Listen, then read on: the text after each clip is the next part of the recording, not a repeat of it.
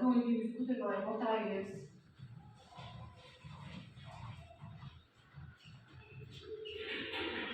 Hadi baba bilek turamız. Bilek turamız. Şuradan keyin aman özü açıkçası diyelim.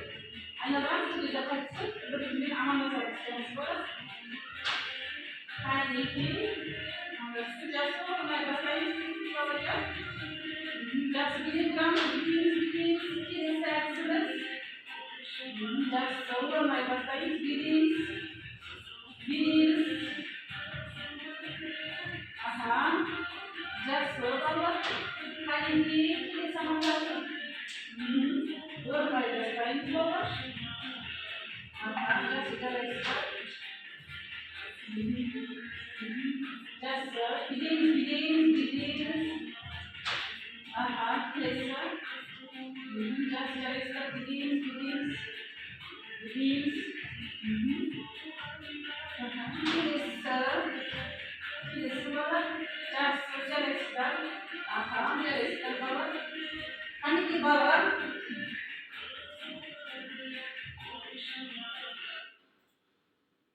Sabahımızda basamasını topla bölüm alayım. Hemen bir açısı arkalı topla bölümümüz. Hani ki gideriz. Öbürden gideriz. Hani ki. Boyutacağız. Boyutu kilesi. Fiyat olacağız. Kilesi. Fiyatı. Kilesi. Kilesi.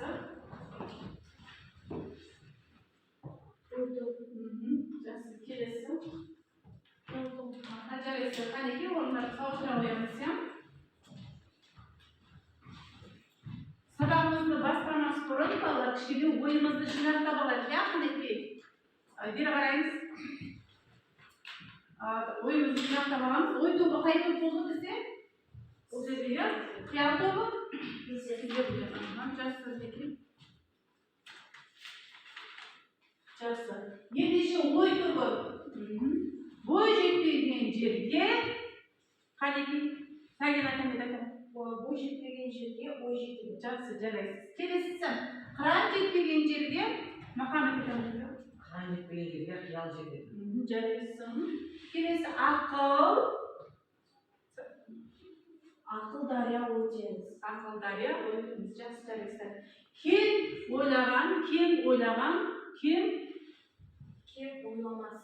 Kim oylamaz. Жақсы, жарайсыздар. Енді кем ойлаған, кем болмас деген сөздің мағынасы қалай түсінесіздер?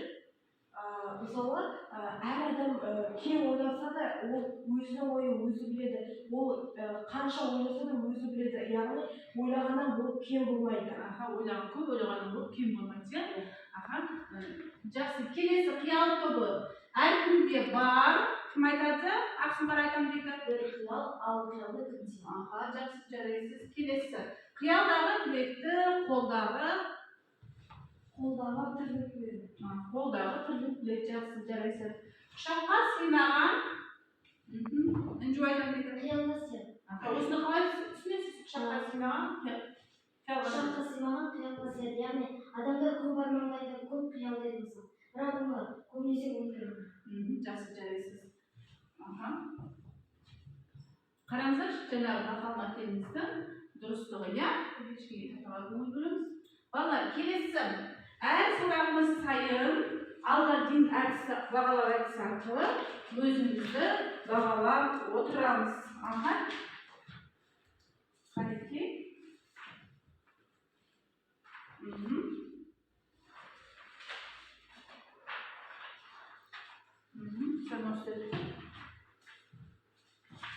Алға дейін әдісі арқылы дескриптивде қанша тапсырмада қанша дескриптив бар, соншасын бағалап отырамыз, иә?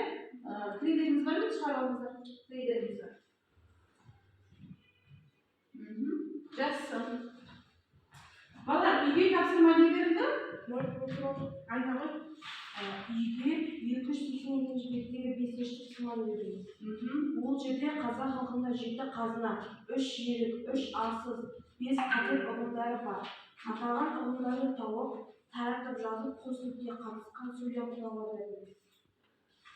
Жақсы. Ендеше 7 қазынаны кім айтады? Muhammed Efendi aytadi.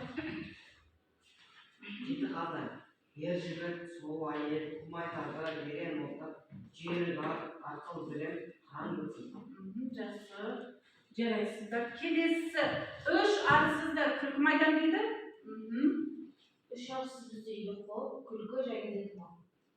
Күлкі неге, ұйқы неге арсыз?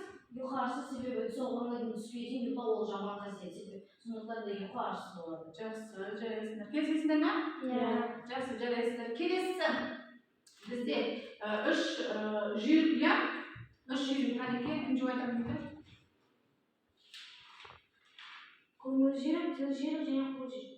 Тіл неге жүр? Тіл мысалы адамдар іспен қимыл жасап, үлгермесе тілмен жасайды. Жақсы. Келесі бізде не дейді балалар? Бес қасиет, иә? Қанеке, кім айтты оны? Кім айтады? Бес қатер. От, жау, борыш, ауру, сөз. Неге от қатерлі жатыр? Себебі от тілсіз жау. Жақсы, жарайсыздар.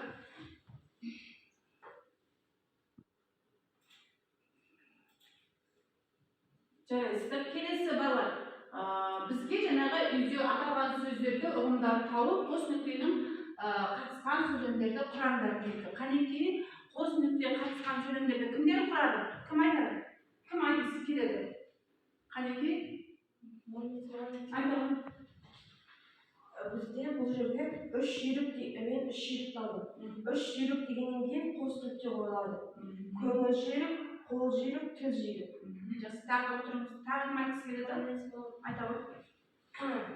Мен жеті қазынаны алдым. Жеті қазынадан кейін қос нүкте. Ер жігіт, сұлу әйел, құмай тазы, белгілі мылтық, жүйрік ат, ақыл білім, қан. Жақсы, жарайсыздар.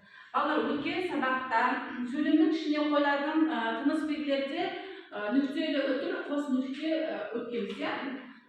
Қос нүкте туралы ережені сіздерге есте сақтап қайталап келіңіздер дедім. Қанеке, кім есте сақтап келді?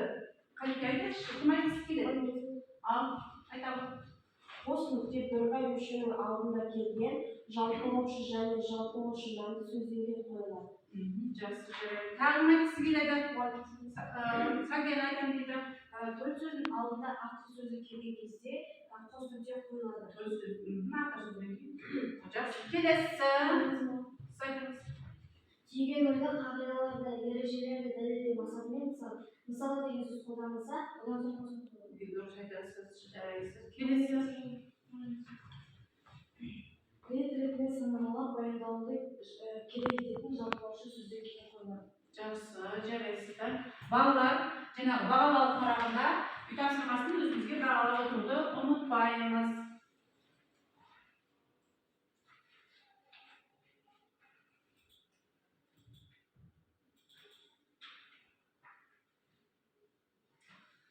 Жақсы, бағалап отырдық па балалар? Жақсы, бәрекелді. Бүгінгі сабағымыздың көңілімізді кішкентақтар алдырайық.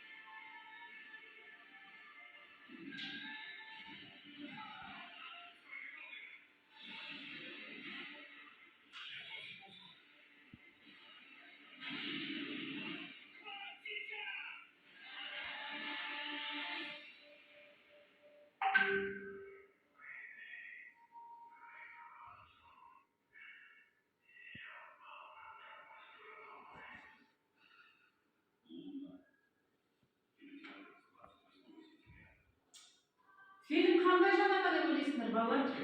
Қанеке, кім айтқысы келеді? Фантастика дейді. Тағы да кім айтқысы келеді? Қиял туралы, иә? Қиял және. Жақсы. Ол туралы не ойлайсыңдар? Қиял дегеніміз, фантастика дегеніміз не? Кім айтқысы келеді? Фантастика қиял дегеніміз ол адамның ойынан туған қиял ғажайып ой. Қиял ғажайып ой дейді. Жақсы, жарайсыңдар. Сонымен балалар, бүгінгі сабағымыздың тақырыбы не деп ойлайсыңдар? Фантастика деп ойлайсыңдар. Және біз не көрдік? фильм көрді. Сонымен біздің жаңағы тақырыбымыз фантастикалық фильм, иә? Ендеше балалар тақырыбға қойыламыз. Әлемдегі ең алғашқы ғылыми фантастикалық фильм бүгінгі сабағымыздың тақырыбы. Балалар, дәптерімізді ашып, бүгінгі күнді жазып, мамырдың 6-сы сынып жұмысы демекте бүгінгі сабақтың тақырыбын жазамыз. Қанекей жазамыз.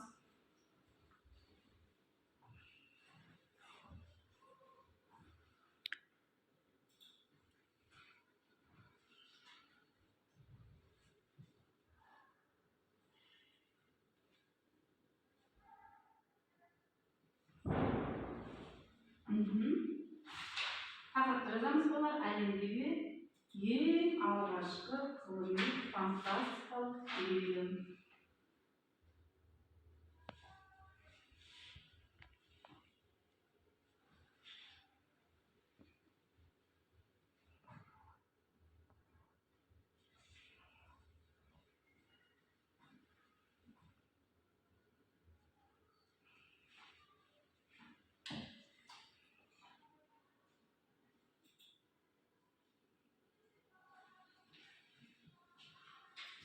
Қанекей болды ба? Жақсы. Ендеше бүгінгі сабағымыздың мақсаты тыңдалған мәтіннің мазмұнын түсінеді, мәтінмен жұмыс жасай отырып факті мен көзқарасты ажырата біледі, сөйлем ішінде қойылатын тыныс белгісі, оның ішінде сыршаны дұрыс қолданады. Ендеше балалар, бүгін біз тобен бірінші тапсырмамызды орындаймыз. Екі жақты күнделік әдісі арқылы. Қазір сіздер мәтін тыңдайсыздар, тыңдалған мәтін бойынша факт мен көзқарасты ажыратасыздар. Дескриптор тыңдалған мәтіннің мазмұнын түсінеді, мәтіннен үш көзқарасты анықтайды, мәтіннен үш фактіні анықтайды. Ендеше балалар, мәтін тыңдайық. 1902 жылдың 2 мамырында Францияда Айға сапар атты әлемдегі алғашқы ғылыми фантастикалық фильм жарық көрген. 21 минуттық фильмді Жюль Верн шығармасының желісі бойынша режиссер Жорж Мелис түсірген. Кинематография тарихына арналған энциклопедияда актер әрі режиссер Жорж Мелистің аты алтын әріптермен жазылған. Себебі ол сан түрлі деректі фильмдер мен таңғажайып ертегілер, сюрреалистік эпизод, кинофантастика деген жанр пайда болуына түрткі болған. Ағайынды люмьерлердің ойлап тапқан камерасымен танысқан Жорж Мелис неше түрлі қойылымдар жасап, оны камераға түсіре бастаған. Мысалы, ол бір кадрда адамның басы болып, ал екіншісінде жоқ болып кететін белгілі миниатюраның авторы. Көрермендерге адамның басы сол мезетте шағылып кеткендей елестейтін. Жорж Мелистің кино өнеріне сіңірген еңбегі 1928 жылы бағаланып, Чарли Чаплин оны жарық аңшы еңбегі деп атаса, Гриффит мен оған өмір бойы қарыздармын деген. Ал 1931 жылы оған құрметті легион ордені беріледі. Ағайынды люмьерлер кинематографияда шынайы реалистік бағыттың негізін қаласа, Жорж Мелис киноға шығармашылық пен қиял, ой еркіндігі мен фантазия әкелді. Жақсы балалар, мәтін сіздерге түсінікті ме? Сонымен ең алғашқы фантастикалық фильм қалай дамыпты? Айға сапар. Оны кім ойлап тапты? Қай жылы? Қай жылы дейді?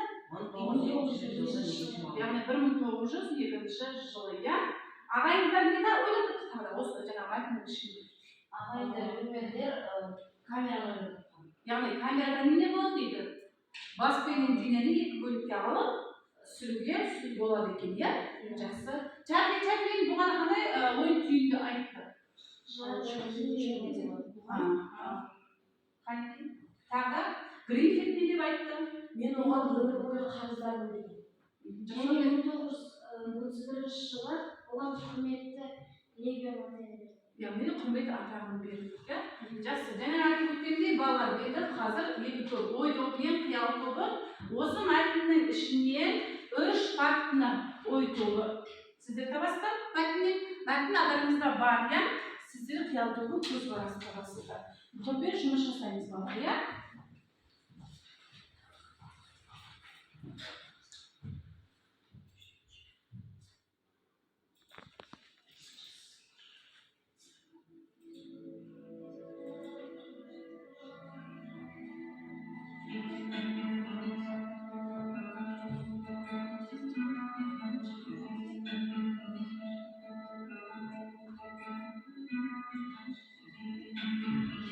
Тобер жұмыс жасаймыз балалар, Мұхаммед Тобер ағасын тұрамыз.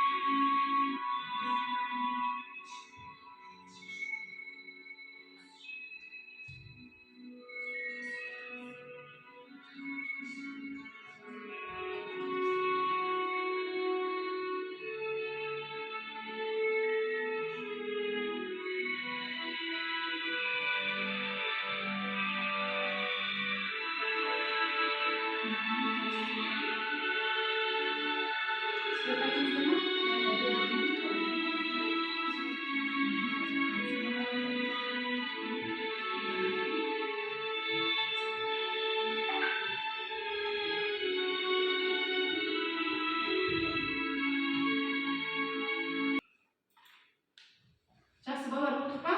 7-ші сынып болады. Қанша рет жазсыңдар. Келесі қанекей кім шығады? Ой тобынан сіздерден қанекей ортаға шығамыз. Ой тобы фактіні анықтау, қиялдау көзқарас. Қанекей балалар тыңдаймыз. Бірінші факт. 1902 жылдың 2 мамырында Францияда айға сапар атты әлемдегі алғашқы ғылыми фантастикалық фильм жарыққа шыққан. Екінші, ағайынды Люмьердің ойлап тапқан камерасымен танысқан Жорж Мелис неше түрлі қойылым қойып жарыққа шығарды. Үшінші, ағайынды Люмьердің ойлап тапқан камерасымен бірінші кадрда адамның басы болып, ал екінші кадрда адамның басы жоқ болып кеткен. Біріншісі, Жорж Мелистің аты алтын әріптермен жазылған. Себебі ол сан түрлі деректер, фильмдер мен таңғажайып ертегілер, кино түсіріп, кинофантастика деген жанрдан пайда болмақ түрткі болған. Екіншісі, Крифт мен оған өмір бойы қарыздармын деп, ал сол себепті 1931 жылы оған құрметті легион ордені берілген. Үшіншісі, Чарли Чаплин жарық алхимигі деп атаған. Жарайсыздар балалар. Жақсы отырамыз. Бағалауды ұмытпаймыз, жарайсыңдар. Балалар, біз өткен сабақтарда сөйлемнің ішінде қойлардың тыныс белгілері, нүктелі өтімен таныстық па? Қос нүктемен танысып едік? Ендеше бүгін біз бастауыш пен баяндауыштың арасындағы қойлардың сызықшаны өтетін боламыз. Қанекей барлығымыз мұқият тақтаға көңіл бөлеміз. Міне бірінші жағдайда қай кезде болады? Ел қорғаны сызықша не үшін қойып тұр? Себебі бастауыш та, баяндауыш та атау септігіндегі зат есім болған кезде арасында сызықша болады екен. Ана алып тұлға. Ана бастауыш, тұлға баяндауыш. Екеуі де бірегей. Кім деген сұраққа жауап беріп тұрған. Сондықтан арасына сызықша қояды. Демек, бастауыш пен баяндауыш атау тұлғалық зат есім болған кезде арасына сызықша қояды екен. Екінші жағдай. Бұл үлкен жеңіс. Барлық уақытта есіңде болсын. Ең бірінші сөйлемді талдаған кезде сөйлем мүшесіне міне бірінші баяндауыш ұстауымыз. Баяндауыш жеңіс не деген сұраққа жауап беріп тұр. Бұл атау септігінде тұрған зат есім баяндауыш. Ал бастауыш бұл сілтеу өсімдігі. Сілтеу өсімдігі немесе жіктеу өсімдігі болып, мына жерде баяндауыш зат есіммен болып отыратын болса, арасына сызықша қояды. Бұл екінші жағдай. Үшіншісі, қыздардың ең әдемісі Сара. Мына жерде бастауыш, баяндауыш. Баяндауыш зат есімде болып тұр. Атау септігінде кім деген сұраққа жауап беріп тұр. Бастауыш қайсысы заттардан есім болып тұр. Оқу білім бұлағы. Міне бұл жерде де баяндауыш зат есімде болып тұр. Атау тұлғадағы ал бастауыш тұйғы етістікте болып тұр. Мысалы, қой бағу қиын кәсіп. Оқу білім бұлағы. Міне байқап отырсың ба? Бұл жерде бастауыш тұйғы етістікте жасалып тұр. Ал баяндауыш атау тұлғадағы зат есімде болып тұр. Міне осындай кезде арасына сызықша қояды екен. Бесінші жағдай. Бастауышта, баяндауышта сан есімде болған кезде арасына сызықша қояды. Үш жерде 9. Екеуі де мінекей атау тұлғада тұр. Не деген сұраққа жауап беріп тұр.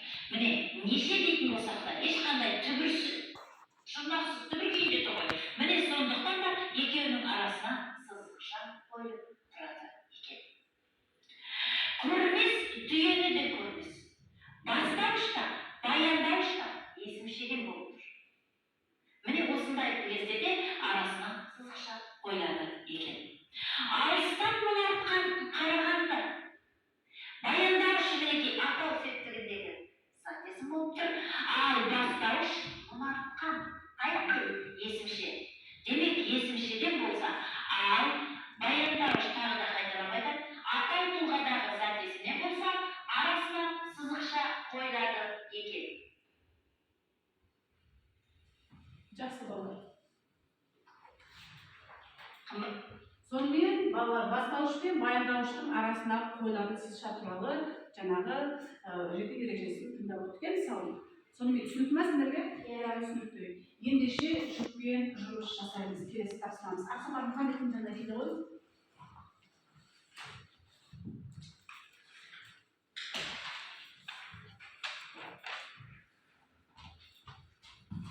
Келесі жүкпен жұмысымыз екінші тапсырма. Берілген аралық сөздерді оқып шығып, сызықшаның қойылу себебін түсіндіріңіздер.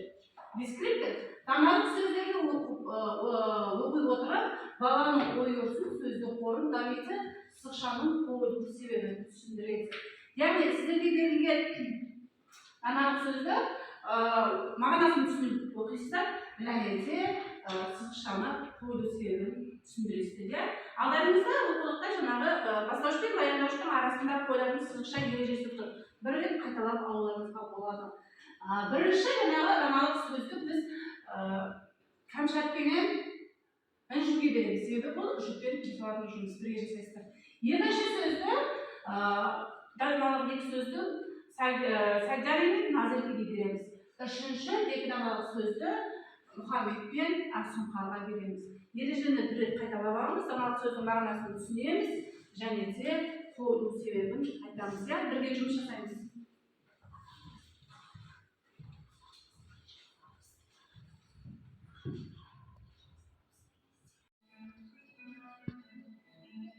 Бірге жұмыс жасаймыз. Асұңқар мен Мұхаммедтермен жұмыс жасаймыз.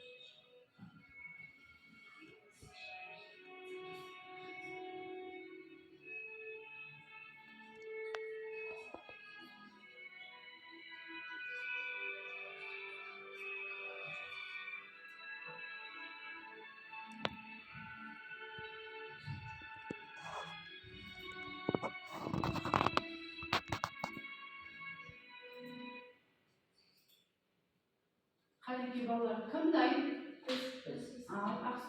Kamşatkenin Inju dayım ki qaniki? Bizdeki жол атасы тұяқ, сөз атасы құлақ, су атасы бұлақ. Nega suv atasi buloq deydi? Nega suv atasi buloq deydi? Sebebi ne? Su neden paydo bo'ladi? O'zi buloqdan ya, kichkina buloqdan paydo bo'ladi. So'z atasi quloq deydi. Nega quloq deydi? Ne deydi? Себебі біз егер де сөйлесек, ең бірінші құлағымызбен естиміз. Естиміз, оны түсінеміз, мағынасын ажыратамыз жақсы. Жол атасы тұяқ дейді. Неге?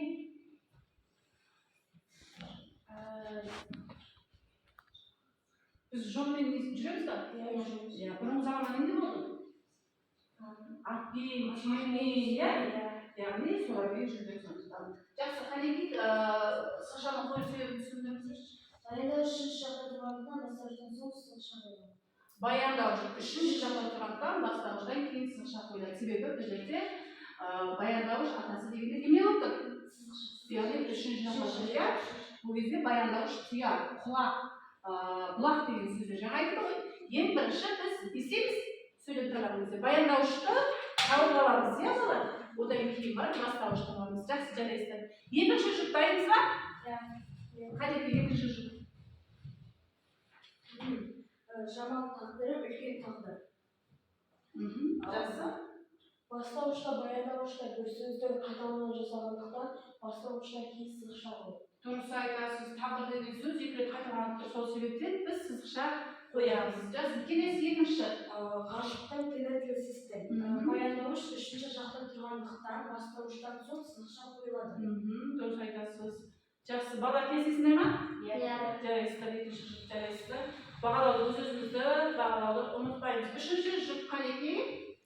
Қане, Мұхаммедтің Баяндауыштың ең жаманы талапсыз. Баяндауыштың үшінші шақтағы зат есімінен бастауыштан кейін сызықша қойылады. Жақсы, жарайсыз. Келесі. Балалар әдебиеті дегеніміз балалар тәрбиесі деген сөз. Бастауыш пен баяндауыштың байланыс дегеніміз деген сөздер тұрса, одан кейін сызықша қойылады. Мына жерде бізде дегеніміз деген сөзден кейін сызықша қойылыпты. Жақсы, жарайсыздар. Бағалау парағына өздеріңіздің бағалауларыңызды қоюды ұмытпаңыздар. Жақсы, келесі тапсырма, үшінші тапсырмамыз дағы жеке жұмыс. Әрқайсымыз жеке жұмыс жасайтын боламыз. Ойланбақ ізден әдісі арқылы берілген үшінші тапсырма бар. 285-ші бетте сіздерді оқудың ішінде үшінші тапсырма деп тұр. Дәптеріңізді үшінші тапсырма деп жазып, тиісті жерлеріне сызықшаны қойып жазатын боламыз. Жақсы. Көшіріп жазады, сызықшаны дұрыс қойып жазады. Бала, кім тақтаға шыққысы келеді? Екі сөйлеумен Інжу шығам дейді. Жақсы, Інжу шыға ғой.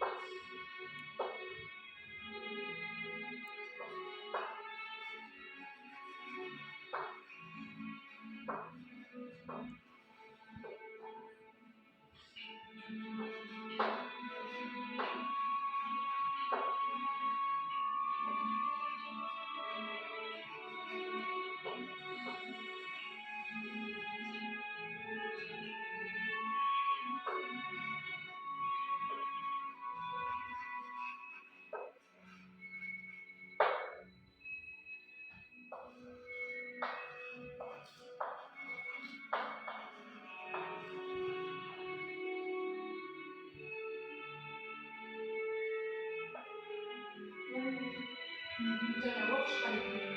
Бізде асығыс күтіліш сөйлем, асығыс деген өкініш. Яғни бұл жерде асығыс тілінен кейін өкініш ортасында себебі не бұл жерде? бұл жерде асығыс тілі бұл баяндауыш шымшақта тұрғандықтан сызықша қойылған. Дұрыс жақсы жарайсыз. Құнанбайға бұлардың ішінен көз алмай қырандай қарап отырған дәл төрдегі байсал. Яғни бізде Байсал бізде не болып тұр? бұл бізде бастауыш Бай жоқ, баяндауыш баяндауыш болып тұр, иә? Яғни баяндауышпен тұрғанда қоямыз, дұрыс. Төрдегі деген сызықша байсал, жақсы жарайсыздар. Дұрыс па балалар? Иә. Жақсы. Келесі кім шыққысы келеді? Басқамыз дәптерге толығымен жазамыз, иә балалар?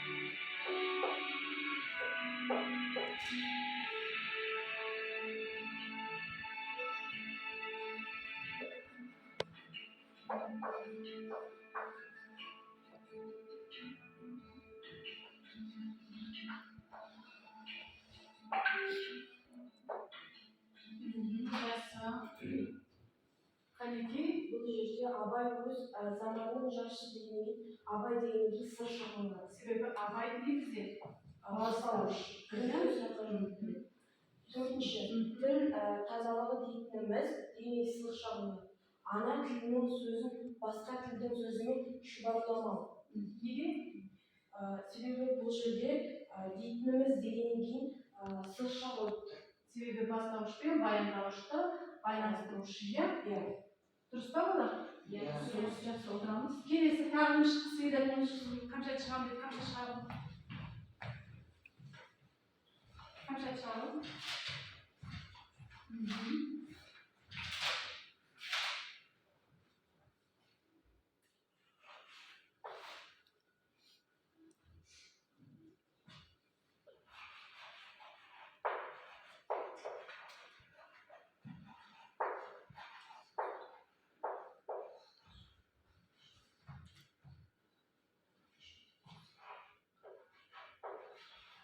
Басқамыз дәптерге жазып отырмыз, иә?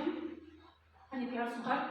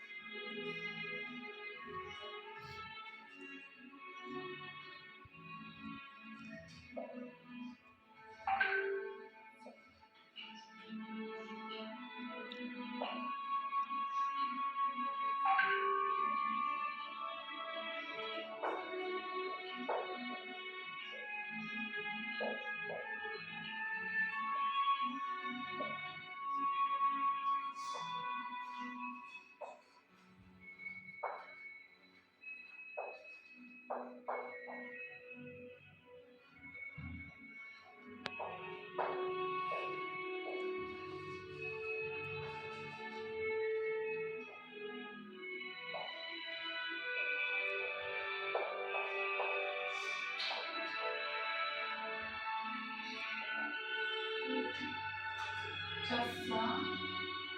Алқайқұш. Мойнындағы борышты білу білімнің ісі.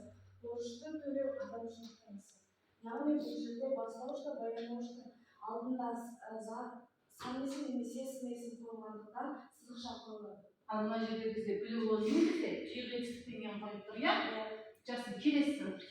Қонағым Біржан. Бұл жерде қонағым сөзінен кейін, яғни сызықша қойылады. Біз бірінші айтамыз, баяндауыштамыз, иә? Қонағым Біржан. Біржан не десе не жерде? Баяндауыш, қонағым не десе? Бастауыш. Дұрыс, жақсы, жарайсың. Отырамыз. Балалар, кәдімгі сіздер болыңыздар ма? Жақсы, ендеше бұрыс-бұрыстығын анықтаймыз, иә балалар? Барлығымыз тақтаға шыққандарда өзіміздегі дәптерімізді қарап отырып, дұрыс па бұрыстығын анықтайтын боламыз. Қанекей дәптерімізді бір-біріміздің ауыстырамыз. Иә?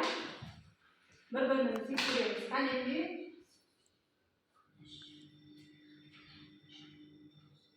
Ауыстырамыз.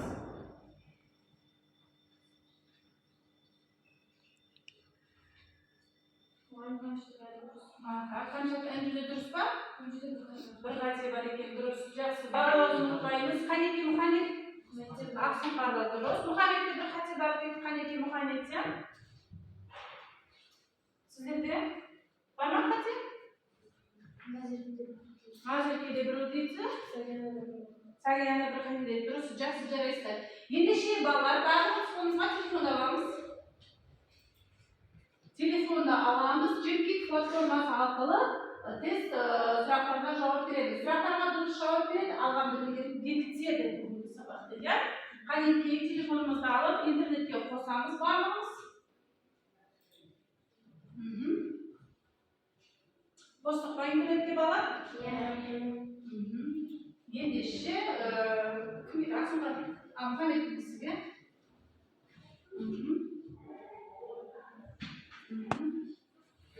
Қанекей балалар қосып болсақ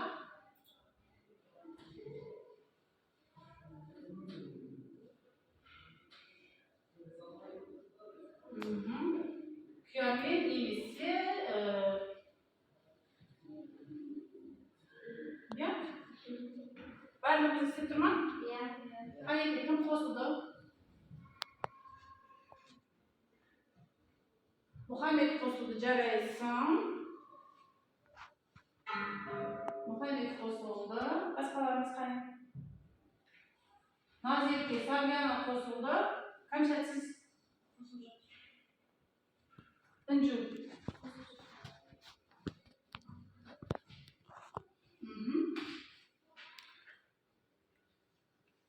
Қанекей, Інжу. Қыздар қосамыз тез-тез. Қанекей ойынымызды бастайық, иә?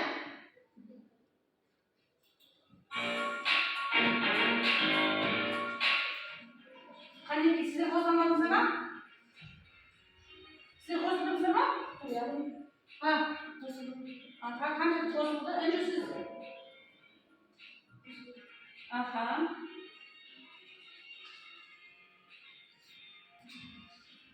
Інжу қосылдың ба? Інжу қосылмасаңыз не?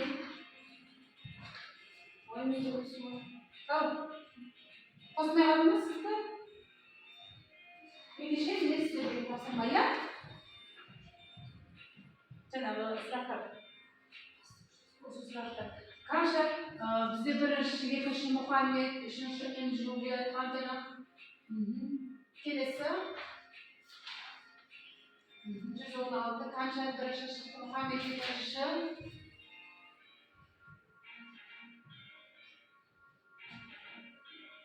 Жақсы балалар.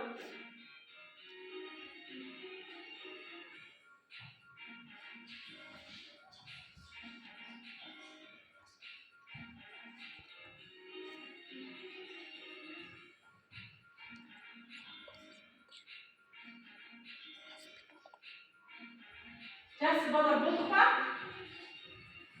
Қанекей? Аяқ атып па балалар? Жақсы, аяқ атып па? Ендеше тоқтай бізді ойында отырамыз, иә? Ал Әңгіме кім екенін көріңіз. Үшінші орын Інжу, екінші орын Кәмшә, Мұхаммед, бірінші орын, төртінші Назерке, бесінші Сатяна, алтыншы Ақсұңқан. Жақсы жарайсыздар. Балалар, сабағымыздың соңына келдік. Бүгінгі кері байланыс әдісі арқылы көңіл күйімізді берілген, сабақтың айтылды, тақырыпты белгілегенде өзіміз білеміз. Қадетті балалар, тез жазып шығамыздар. Бағалау парағын сабақтың соңында маған беруді ұмытпаңыздар. Қанекей тез шығарамыз. Болды ба? Кім болды? Қанекей ұшқыш клиенттері байланыс әдісі арқылы өзімізді белгілеп, аты жөнімізді тез жазып балалар. Жақсы Мұхаммед болдыңыз, жарайсыз. Жақсы, барыңыз, салып қойыңыз. Келесі. Қанекей Ақсұңқар. Тағы Сәгена болдың дейді. Сәгена. Сала қойыңыз. Келесі қыздар болдыңыздар ма? Інжу. Кәмшә.